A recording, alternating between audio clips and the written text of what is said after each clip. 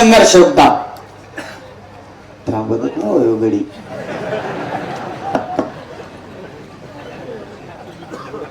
सगळ्यांना रामकृष्ण हरी. आपल्या ओडकुटे गावात शहीद जवान नवनाथजी गाते यांच्या स्मृती दिनानिमित्त आज आपण कार्यक्रम आयोजित केलाय. खरंच तुमच्या गावाचं कौतुक करायला पाहिजे. पुन्हा विसर तुम्ही पडू देत नाही त्या जवानाचा ज्यांनी हा देश वाचवलाय. त्या जवानाचा तुम्ही विसर पडू देत नाही. खरंच कौतुक करावं लागेल तुमच्या गावाचं. नसता एकदा होऊन गेल्याच्या नंतर कोणी पाठीमागच्या आठवणी कोणी जिवंत ठेवत नाही. तुम्ही हे चांगलं काम हाती घेतलंय, तुमच्या समितीने हाती घेतलंय, त्याबद्दल तुमचं मनापासून कौतुक. या कार्यक्रमासाठी अध्यक्ष असलेले काही नाव द्या रे आता.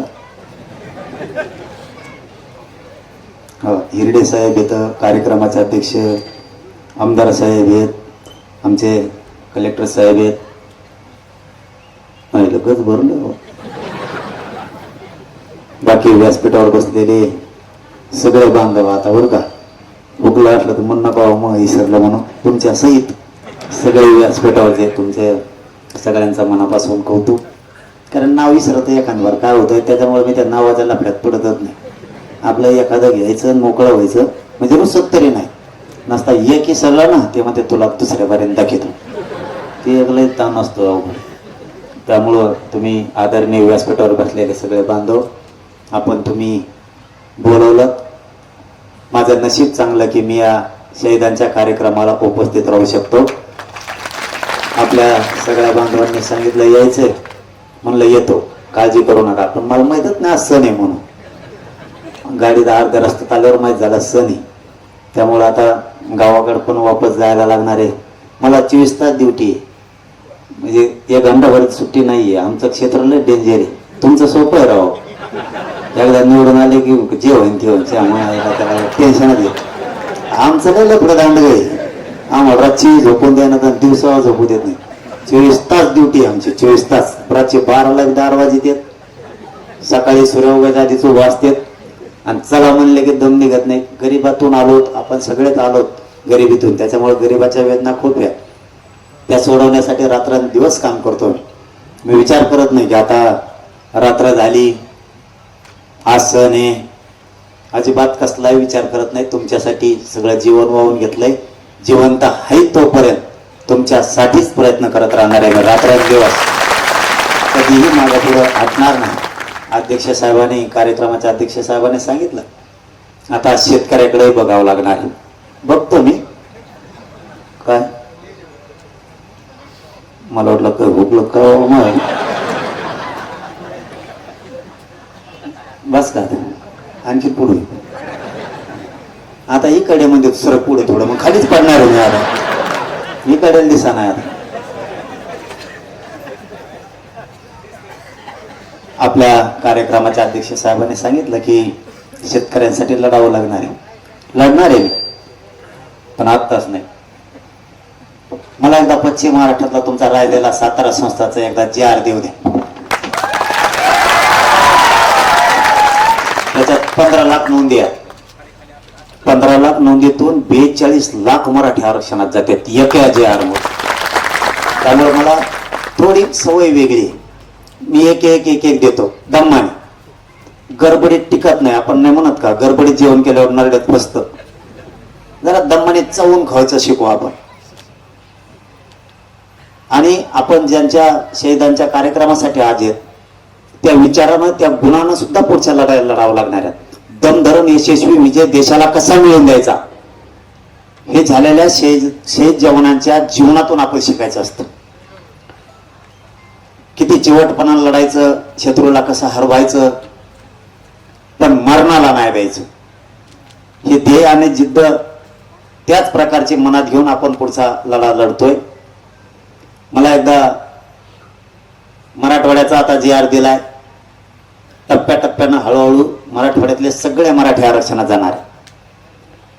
आता राहिला तुमचा पश्चिम महाराष्ट्रातला. तुमच्या कोल्हापूरचं संस्थान घ्यायचं सांगितलंय. तुमचं साताऱ्याचं घ्यायचं सांगितलंय, पुणे औंधचं पण घ्यायचं सांगितलंय. आयुक्त साहेब त्याच्यावरती अभ्यास करतायत. पुण्याचे तुमचे जे पश्चिम महाराष्ट्रातल्या विभागाचे आयुक्त आहेत त्याच्यावरती अहवाल बनवणं सुरू आहे. अभ्यास करणं म्हणजे काय ते पुस्तक वाचल्यासारखं वाचित नाहीत, अहवाल बनवणं सुरू आहे. मला माहिती मिळाली, त्याच्यात आता खरी आहे का खोटी आहे माहीत नाही, पण मला मिळालेली शक्यतो खोटी निघत नाही. सातारा संस्थांच्या एका गॅजेटमध्ये 15 लाख नोंदी आहेत. त्याच्यात जर 15 लाख आहेत तर 42 लाखापेक्षा जास्त मराठा आरक्षणात जातोय. लेकरा बाळाचं आयुष्याचं कल्याण होणार आणि मग शेतकऱ्याचा मुद्दा घेतो. पण शेतकऱ्याचा मी एकदा मुद्दा घेतला का आपल्याला लफडाला डेंजर असते. आपण एकदा मागा लागलो ना त्याच्यातून पाणी काढूच तर मागे सरकतच नाही पुन्हा. मग जे व्हायचं असेल ते होईल. मी तसला विचार कधीच करत नाही. पण शेतकरी म्हणून तुम्ही सुद्धा सगळे त्या आंदोलनात उतरले पाहिजेत. मराठी म्हणून मराठी उतरते, पण शेतकऱ्यांना सुद्धा पुढे आलं पाहिजे. तुमच्यात गटतट नसले पाहिजे तर न्याय मिळत. तुमचं कर्ज होत नाही. आजच शब्द आहे आपला ह्या पवित्र व्यासपीठावरून शहीदाचा. तुमचं कर्ज होत नाही, तुमच्या मालाला भाव कसा मिळत नाही ते बघतो. तुमच्या पीक विम्याचे पैसे कसं काय मिळत नाहीत ते पण बघतो. तुमच्या दुधाला भाव कसं काय मिळत नाही ते आपल्याकडे लागलं. तुम्ही बाकीचं टेन्शन नाही घ्यायचं. फक्त चल म्हणलं की एकदा मांडी घालून बसलं उठायचं नाही. हा, मुंबईत कसे मराठी एकदा नेले मी, कोणत्या डांबरीवर मराठीच होते. कोणचा गाडा कोणाचा कोंकड पळवतोय तळाला मेळ नव्हता. मला मुंबईत गेल्यावर माहीत झालं पोलिसाचं बॅरिकेड पळवतं म्हणून. त्याला चाका असते दोघा खालून. म्हणजे लढाई जर जिंकायची म्हणलं तर ती चिकाटीनं लढावी लागते. माझ्या अगोदर सुद्धा समाज लढला, परंतु आपण जी चिकाटीनं त्याच्यात उतरलोत ना म्हणून 58 लाख नोंदी निघाल्या. 58 लाख नोंदीमध्ये साधा आकडा नाही, 2.5 ते 3 कोटी मराठी आरक्षणात गेल्यात. कोणाला काय बोंबलायचं बोंबलं नाही मला माहिती. गेले हे आपले काही दुकानदार म्हणतात निघालेच नाही. तुला काय सांगावं आता. आणि कुणी उठत माझ्याच मागा लागत. रोज 2-4 दिवसाला 4-5 जण उठले तर आलेच मीडिया. आणि तेवढाच आरोप आहे, दुसरा काहीच नाही. याने त्याला हाणलं, त्याने तिला गबाळ हाणलं कुठे मग रोज दुसऱ्याच्या गाडीत बसवतोय मी. गबाळ हाणलाय कुठे? खरं खोटं सांगत नाही तुम्हाला मी. या गाड्या मापल्या नाही बरं का आमदार साहेब, मापल्या नाही गाड्या. या गाड्या मराठा समाजाच्या. येईन जर ठरलं ना ओळखू गावात त्याला सोडून जायचं, मला रिक्षा जायला पैसे नाहीत. मी माझ्या आयुष्यात काही कमीलच नाही, मला कामाचं नाही. मला ह्या लेकीबाळीच्या तोंडावरती आनंद आणि हसू बघायचं यांचे. यासाठी जीवन पूर्ण कधीला लावलंय. लेकरा बाळाला आयुष्याचं सुख समाधान द्यायचं, त्यांना आयुष्याचं आरक्षण द्यायचं. चंद्र सूर्य आहेत तोपर्यंत त्यांना टिकलं पाहिजे असं द्यायचं. तात्पुरतं मागायचं नाही. तुम्ही बी उद्या पासून तुमच्या उर्वरित आयुष्यात काय हुकलं रे मागचेच मिळून देत नाही. ती मागचे लय धोकादायक असते सगळ्यात जास्त. ते काड्या करतात मागा बसल्या. उद्यापासून तुम्ही सुद्धा लक्षात ठेवा, मिळवताना काय मिळवायचं. तुमच्या लेकरा बाळाला आयुष्याचं द्यायचं हे मागा. मतदानाला दे पैसे, कोंबडी खायला दे पैसे, बेकार चाळे नाही करायचे. आयुष्याचं जे लेकरा बाळाला आयुष्याला लागतं ना ते द्या. त्यांच्या शेतीमालाला भाव द्या. मागताना असं मागा की कायम पाणी मिळालं पाहिजे. पाणी असलं का आपण 2-2, 3-3 पिकं घेतोय. कोणाच्या दारात कुत्र्यासारखं उभारायची गरज नाही. कष्ट करून श्रीमंत होऊ आपण असं मागा. आरक्षण चंद्र सूर्य आहे तोपर्यंत अशा गोष्टी मागा. 500 घेईन 1000 घेईन ते आयुष्याला पुरत नाहीत. आता लाडक्या बहिणीला 1500 रुपये देते, पुरले का? नाही. मग काय घेतले असं नादी लावी देते आपल्याला. लाडक्या बहिणीला 1500 देते आणि 1500 बाजारात जाऊस तरच उडत येते. आणि ते जर का दादीच्या सपाट्यात जर सापडले ना 1500 दादीच्या सपाट्यात उडले ते तर संध्याकाळी होऊन देत नाही दाजी म्हणून 1500 आउट. ही किंमत आहे का आपल्या लेकरा बाळाची? आपल्या लेकरा बाळाला लेकी बाळीला आयुष्याचं द्या. अधिकारी झाले पाहिजे. तुमच्या दारात लाल दिवा आला पाहिजे. पोरीकड नाही तर पोराकड सुखाचा दिवस त्या दिवशी. 50-60 वर्ष टेन्शनच नाही. एकदा नोकरीला अधिकारी झाला की असं घ्यायचं. आपण थोडं मागून आपली किंमत कमी करू नका. आपल्या हे लेकरा बाळाचं जीवन डावावरती लावू नका. त्याचं भविष्य घडलं पाहिजे. पोरं पोरी नोकऱ्याला लागले पाहिजेत. उच्च शिक्षण त्यांनी घेतले पाहिजे. आता पोरीला मोफत शिक्षण करून घेतलंय आपण. फक्त मराठ्यांसाठी देत होत्या. तुम्हाला माहित नसलं तर सांगतो. ज्यावेळेस आपण पहिल्या वेळेस मोर्चा घेऊन वाशीला गेलो होतो, तिथं सांगितलं सगळ्या सोयऱ्यांची अधिसूचना काढली, आता हरकतीची छाननी करेपर्यंत 3-4 महिने लागणार आहेत, तर आपण मराठ्याच्या पोरीला मोफत शिक्षण करू. मी जर जातीवादी असतो ना, म्हणलं असतं हो मराठ्याच्याच पोरीला पाहिजे. मी तिथं आलेल्या मंगलप्रभात लोढा, तिथं आलेले दीपक केसरकर साहेब, लय मोठे मंत्री आले त्याला, तुम्हाला किती नाव सांगा, 15 मिनिटालाच मंत्री बदलायचा, 15 मिनिटाला. मी म्हणते पहिले आवेल कुठे गेलं, ते म्हणले ती इधर यायला भेट आहे. म्हणलं इधर यायला भेट आहे, कारण त्यात काही मंत्री अर्धी हिंदी बोलले होते ना अर्धे मराठी बोलले होते.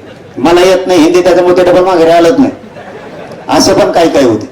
त्यांना सांगितलं लेकीबाळीना काही केलं नाही, कोणत्याही जातीची लेखबाळ असू दे, ती लेखबाळ सगळ्या जातीच्या पोरींना मोफत शिक्षण करा.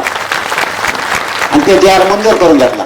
आपल्याला उच्च शिक्षणासाठी, नोकऱ्यासाठी, आरक्षणासाठी, योजना मिळवण्यासाठी आरक्षण पाहिजे, म्हणून आपण ते घेतलंय. आता राहिलेला पण घेणार आहेत. आता तुमचा पश्चिम महाराष्ट्रातलाच आता तुमचाच नंबर आहे. मला वाटतंय 7 तारखेपर्यंत काहीतरी खालीवर करतील. ते नाही केलं तर मी त्यांच्या मागं लागणार आहे असं सांगितलंय. विखे पाटील साहेबाला पण सांगितलं, शंभूराजे देसाई साहेब सुद्धा त्या मराठा उपसमितीच्या मंत्रिमंडळाच्या समितीत आहेत, त्यांना पण सांगितलंय. जेवढे त्यात मंत्री आहेत त्यांना सांगितलंय की तुम्ही पश्चिम महाराष्ट्राला सातारा संस्थांचा सुद्धा JR काढा. आता वाट बघतोय काढतात का नसतं. मी तर मागा लागणार आहे, कारण मी काय भेद करत नाही. महाराष्ट्राला कुटुंब मानलंय,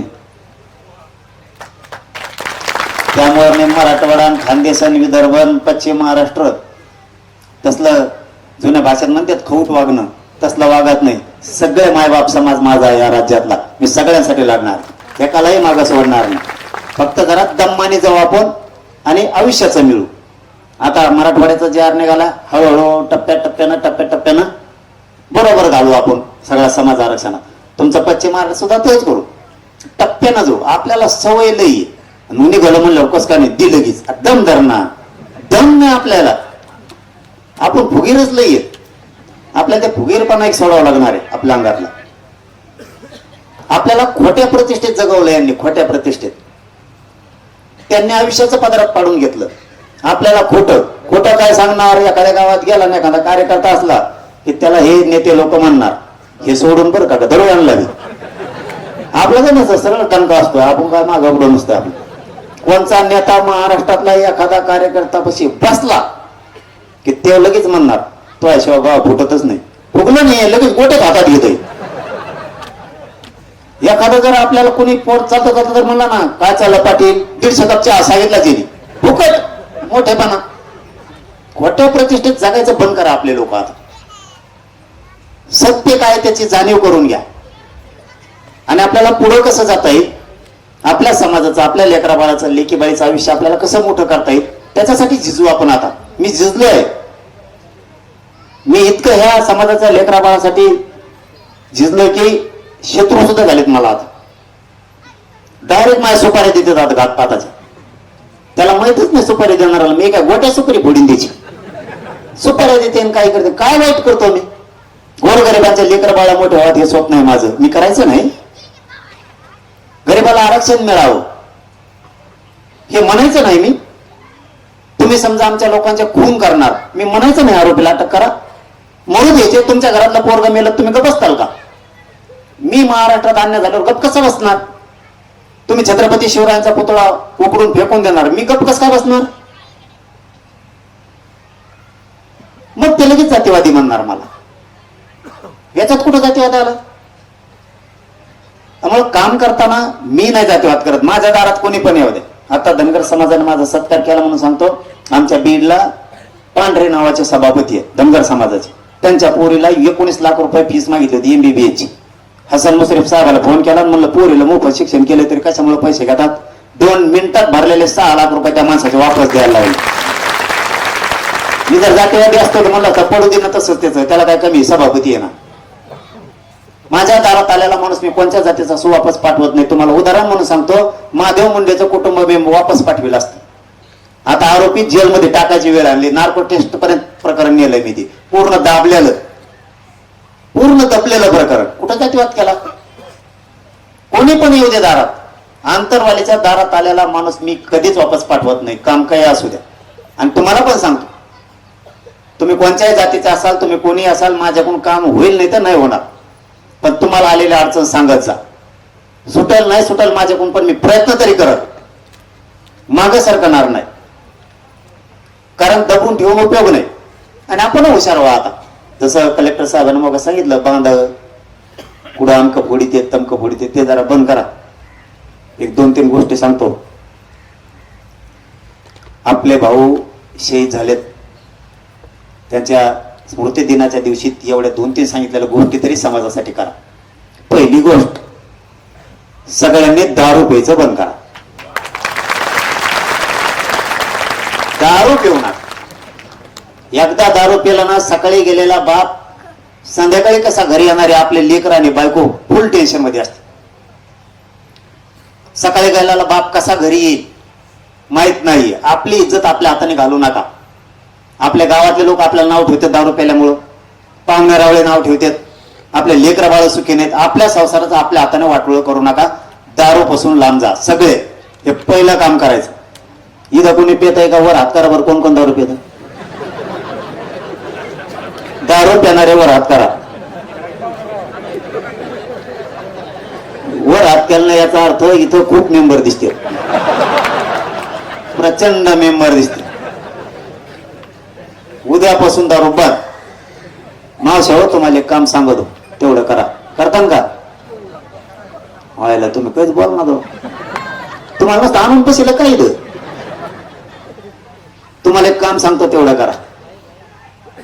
हे जर दारू पेले ना, यांच्या भाकरी बंद करून टाका. भाकरच देऊ नका यांना. मी आहे तुमच्या मागे, तुमचा भाऊ म्हणून तुम्ही टेन्शनच घेऊ नका. भाकरी बंद करा यांच्या. तेव्हा एक फेकायला येते. आणि तसं नाहीच ऐकलं तर अंतरवालेला माझ्याकडे निरोप पाठवाय. दारू पित म्हणून त्याला गोदावरीत घेऊनच हाणतो तिकडे. व्यसनापासून सगळे लोक लांब जा. आपली इतकी प्रगती होणार की प्रचंड. दुसरं काम, एकमेकाच्या बांधा फोडायचे बंद करायचे. बांधा फोडायचे नाही, वाट नसली तर वाट द्यायची. त्या बांधा काही 5-5 पिढ्या झाल्यात आपण एकमेकाला बोलत नाहीये. 5-5 पिढ्या एवढी दुश्मनी झाली. त्या 2 फुटाच्या बांधात तुम्हाला ऊस होऊन जर झाला फोडला तुम्ही तर 2च फूट फोडताना, जास्त नाही. 1 टन ऊस होईल फोडलेला राहणार 5,000चा. पण भांडणं जर झाले ना, 1 लाख रुपये कोर्टात आणि पोलीस स्टेशनला जाते. आणि जेलला बसला ते वेगळंच. कितीला पडला बांध, काय गरज आहे फोडायची? त्यापेक्षा 1-1 फूट उलट सोडून द्या मोठ्या मनानं. वाट नसेल तर त्याला रस्ता द्या, जाऊ द्या त्याला रानातून, काय फरक नाही पडत. सहकार्य करायचं शिका. लोक आपल्या खोट्या प्रतिष्ठेत जगून आपल्याला दुश्मनीकडे लावतात. त्यामुळे पिढ्यांना पार्थ वाटलं होतं. आणि जे आपल्या बापाने केलं ते पोरग करतं पुढं पुन्हा. म्हणून त्या बांधाच्या भानगडीतून पुढे लांब जा. बाकीचं मी तुम्हाला काय टाइम पडू देत नाही. मी आहे तर तुम्हाला टेन्शन नाही. कोणी दुश्मन व्हायला तुम्हाला, पण तुमच्या सगळ्यात पुढे मी राहणार. तुम्ही काळजीच करू नका. दुश्मनीचं टेन्शन घेऊ नका. तुम्ही मी चांगले चांगले गार केले दादा. मगाशी कोणीतरी सांगितलं भाषण करताना की एमपीसीचा मुद्दा. एमपीसीच्या मुद्द्यात सुद्धा जात नाही बघितली मी. तिथल्या एका पोरीचा फोन आला, मी फाशी घेईल. 10 वर्ष आम्ही प्रॅक्टिस केली म्हणे, मला फाशी घ्यायला लागत. मी तिकडचा दौरा सगळा सोडून दिला. शिर्डी पासून डायरेक्ट पुण्यात जाऊन बसलो. आणि त्यांना आता मुदत वाढून द्यायचं काम सुरू झालंय. मी जातीवादी असतो तर त्यांना मुदत वाढूनच भेटली नसती. पोलीस उचलून त्यांना जेलमध्ये टाकत होते. ते सगळं थांबवून मी आहे मदतीला. हाय तोपर्यंत राही. मला आता चालता उठता येत नाही. मला तुमच्या 4 पायऱ्या चढायचं होतं, 2 जण लागते तो राहायला. इतके त्या उपोषणाने हाल झालेत माझ्या. इतका प्रचंड त्रास आहे. कधी माझ्या पोटात आग होईल ना सांगता येत नाही. तर 1 मिनिटात खाली बसावं लागतं, इतकी प्रचंड आग होती. कारण त्या उपोषणानं माझ्या शरीरात काय राहिलं नाही. चालता चालता चक्कर येईल, अंधाऱ्या त्या डोळ्याला ऑटोमॅटिक. परिस्थिती त्या उपोषणामुळे खूप हाताच्या बाहेर गेली. पण शेवटी काय असतं, मला माझ्या समाजाशिवाय करमत नाही. समाजाची वेदना मला बघवत नाही. जसं की कलेक्टर साहेब म्हणले की आम्हाला वाटलं नव्हतं की तुम्ही या गावात येतान का नाही. कलेक्टर साहेब, मी हवात जगतच नाही. जो हवात जगतो म्हणून तर समाजाची माती होती. मग वाटोळच त्यांच्यामुळे होत आहे. माझ्यावर माझ्या समाजाने जबाबदारी टाकली. मला मुलगा म्हणून समोर केलंय. तर मी लोक 1,000 आहेत का 10,000 आहेत का 1,00,000 आहेत मी बघत नाही. नसतं आजकाल लोक असं आहे, थोडी मोठी सभा झालं तरी हवात जगत आहेत. आम्ही 1.5 ते 2 कोटीची सभा घेतली. 1.5 ते 2 कोटीची. पण जमिनीवरच आहे. नाही तर माझ्यासारखं हेलिकॉप्टरनेच झेंडलं असतं. 2 कोटी सभा घेतो म्हणलं ते मला खाली येत नाही बाबा, वरची वरच सगळं. हगला वरच असता, खाल्लं वरच असतं. मी जातवा नाही, अस्सल तुमच्या रक्ताचा आहे. मी मातीतच जमिनीवरच राहणार मरेपर्यंत. होणार नाही, मोठेपणा जगणारच नाही आयुष्यभर. तुमच्या त्या यांना विचारा मी जमिनीवर आहे की नाही. तुमच्या तिथले काय नाव आहे ते आम तिकडे ओळी येतं शिंदे साहेबाच्या आपले इथले हे तालुक्याचे हिंदी चिवटे. हा मग हे चिवटे ह्याच तालुक्याचे आहेत ना. मी त्यांच्याकडून बरेच कामं करून घेत असतो. मग हे नाही लोकांची ती आहेत ना, ती गोळ्या औषधावरच काहीतरी येत ना त्या आरोग्य विभाग, हा त्याच्यावर येते. त्यांच्याकडून गोरगरिबाचा अडचण आलं की करा. त्यांना माहिती हे नाही केलं दुसऱ्याची मिळत काहीतरी म्हणणार, पटकून लगेच. मला राजकारणाशी नाही देणं घेणं. गोरगरिबांच्या मदतीला कोण येतंय काम करून घ्यायचं, गरीबाची अडचण सोडवायची, याच्यासाठी मी काम करत राहतो. तसं पुढच्याही काळात आपल्याला एकजुटीनं काम करायचंय. पुढे अनेक लढाई लढावायच्यात. तुमचा एक जीव कायम ठेवा. कारण आता ऊन लय पडलंय, तुम्हाला वाटतंय उर की नाही पाठापाठा. आपला एकदा पट्टा सुरू झाला का आपण पण करीत नसतो. बोलू का आता काय बोलत नाही राहिलं. एक राहिला राहतो एवढं ध्यानात आलं नाही. आमदार साहेबकडे, आमदार साहेब मी काम सांगत नाही बरं का. आता तुम्हाला सांगितलंय करावं लागेल. आपल्याला दणका अवघड. मी कधी काम सांगत नाही. आता मध्ये रस्त्याने आलो तर आम्ही जामखेड ते करमाळ्यापर्यंत मध्ये रस्त्यात लोक भेटलेले म्हणले आमचे खड्डेच जाय ना त्या रस्त्याचे. अलीकून तुम्ही करा, पलीकून राम शिंदे साहेबाला सांगतो तो रस्ता लवकर करून द्या. ते लोक लय परेशान झाले. ते लय वाटून फोन करत होते. गाडी अशी झाली की लगेच अशी व्हायची. गाडी पेली का बसलेली पेलेतच कळा ना. असा रस्ता होता.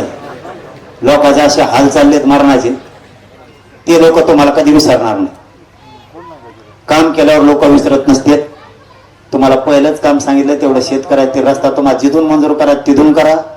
तुम्हाला जसा करा तसा करा, पण तो रस्ता त्यांचा पहिला तुमच्या हद्दीपोत करा. तिथून पुढे राम शिंदे साहेबाला पलीकडून सांगतो तुम्ही पलीकडून डांबर टाका. तर लोक तरी कळलं नाही. त्या लोक मला सांगत येते मध्ये यांनी सांगितलं का लोक भेटतात आणि पटकून करतात. बरं जे होईल ते होईल तसं व्हायला, पण लोकांचं तर कळलं होईल ना. तेच लोक तुम्हाला विसरणार नाहीत. मला आता तुमचा शक्तीपीठ महामार्गातही शेतकऱ्यांनी नेलं होतं. त्यांच्यावरती प्रचंड मोठा हल्ला केला, त्यांचा विरोध आहे. शक्तीपीठ महामार्ग करू नका, आमच्या शेती गेल्या तर आम्ही काय खायचं. मग त्या दिवशी बावनकुळे साहेबाला फोन करून सांगितलं हे शेतकऱ्यांचं काय म्हणणं आहे का. त्यांनी आता मला वाटतं 5 तारीख काहीतरी त्यांना बैठक लावली मंत्रालयात. म्हणजे तोडगे करायला मी पक्का आहे. फक्त तुम्ही एकजूट राहा. तुम्ही का राजकारण करायला लागले की नेत्याला आणि पक्षाला मोठं मानायचं नाही. ज्या दिवशी तुम्ही पक्षाला नेत्याला मोठं मानता त्या दिवशी तुमचं आयुष्य संपलं. ते राजकारण 15 दिवसाचं. राजकारण करू नये या मताचा मी नाही. राजकारणात सुद्धा लोक पाहिजेत. राजकारण 15 दिवस करायचं, त्यांच्यासारखं शिकायचं. ते जसं करतात तसं आपण करायचं. 12ही महिने राजकारण करायचं नाही. बाकीचे दिवस आपला समाज लेकर बाळ कसे मोठं करता येईल याच्यासाठी 15 दिवसच तेवढे. त्याच्यानंतर सोडून द्यायचं. भांडणं राजकारणासाठी करायचे नाही. अजिबात डोक्या फोडायचे नाही एकामेकाचे. निवडून येईन कोणतरी पडन दुसरंच कुणीतरी आणि डोक्या फोडतो आपण एकामेकाचे. घेणं नाही देणं नाही. त्यांच्यासारखं शिकायचं. त्यांच्यासारखं म्हणजे कोणासारखं कळलं का. तुम्हाला विचारतो राष्ट्रवादीची शिवसेनेची कवा युती झालती का. झालती. भाजपची काँग्रेसची अरे आले सगळे एकत्र. ते कोणा संघ कोणाची युती कोणाचं चिन्ह काय मेळच लागायला तयार नाहीये. आपण काय ठेका घातला का. मग ते जर त्यांचा मित्रत्व निभेदेत. तुम्ही सुद्धा प्रचाराच्या दिवशी 15 दिवस करायचं. 15 दिवसांनी एकमेकाच्या गळ्यात हात टाकायचे की रस्त्याने हिंडायचं. ते म्हणले पाहिजे मतदार हुशार झाला आपल्यापेक्षा, भांडणं करीत नाही आता आपल्यासाठी. मतदान करायचं, तुम्हाला ज्याला निवडून द्यायचं त्याला द्यायचं सुद्धा, पण भांडणं फक्त करायचं ना. अजिबात राजकारणासाठी भांडणं करायचं नाही. तुमचं भविष्य कुठं आहे, तुमचं आयुष्य कडेला कसं जाणार आहे, तुमचे लेकर बाळ मोठे कसे होणार आहेत. आपण कष्ट करायचं शिकायचं. तुम्ही जीप घ्या, रिक्षा घ्या, टेम्पो घ्या, ट्रक घ्या, ट्रॅक्टर घ्या. कष्टानं 500 रुपये म्हणा आपल्या पोरांनी घरी कमवून आणायचे. आळशी वागायचं नाही. सगळ्यात जास्त आळशी पोरं आपले झाले.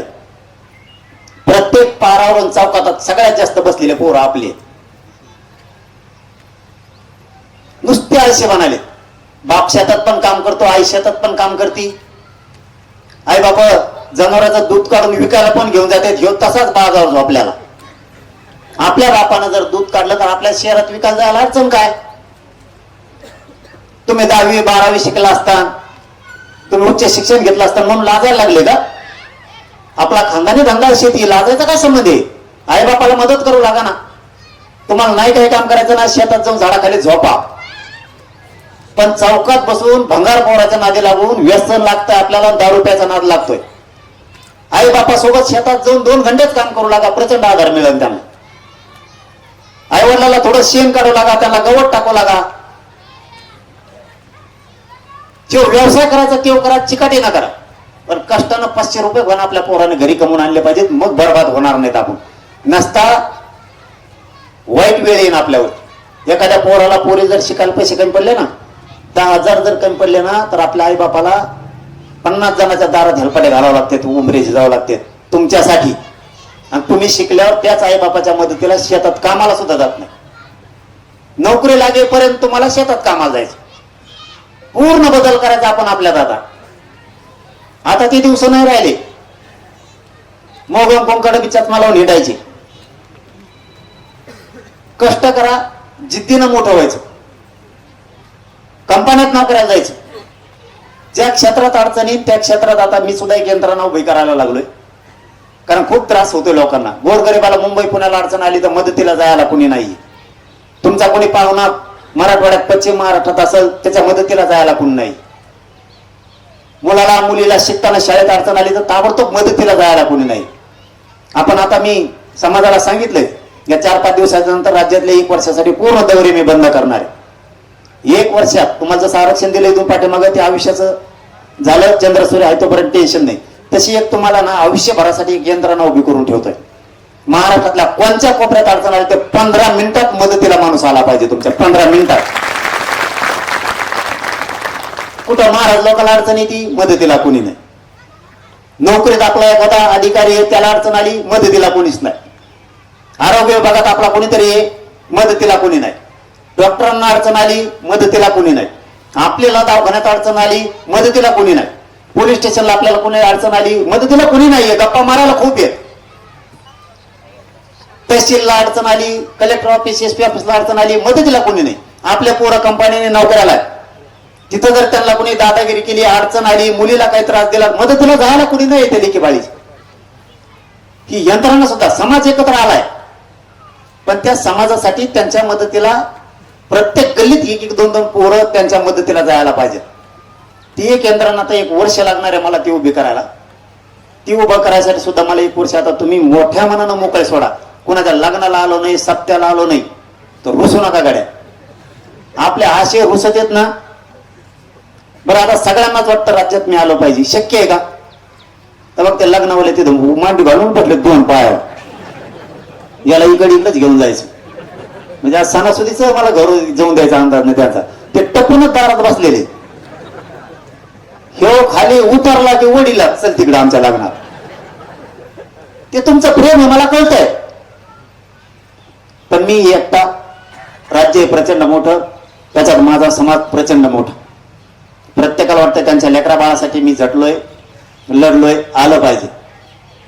फक्त इथून पुढे एक मोठं मन ठेवा. मी हात जोडून तुम्हाला सांगतो, मी सप्ताहाला लग्नाला नाही आलो ना, तुम्ही असं मोठं मन ठेवा, नाही आला तरी चालत, बसल्या ठिकाणून आपल्या लेकराचं कल्याण करतो ना, बस झालं. इतकं मोठं मन तुम्ही करा.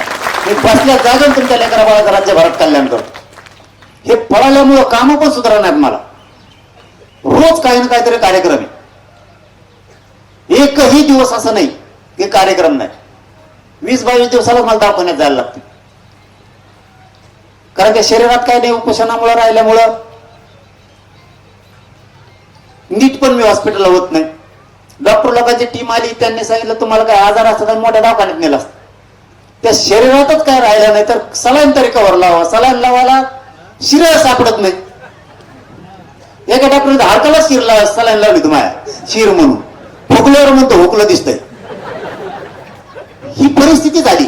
हे सत्यता आहे. माझ्या मायबाप समाजाला मी देव मानलेला आहे. मी माझ्या समाजाला कधीच खोटं बोलत नाही. मी जिवंत आहे, जीव माझा आहे तोपर्यंत तुमच्याच लेकरासाठी मी लढणार. फक्त कुठं लग्नाला सप्त्याला येणं झालं नाही तर नाराज होत जाऊ नका, कारण सगळंच एकाला रेटतच नाहीये. राज्य प्रचंड मोठं आहे. या टोकापासून त्या टोकापर्यंत जाणं शक्यच नाहीये. उलट तुम्हीच मोठ्यापणानं मला माफ करीत जर नाही आलं तर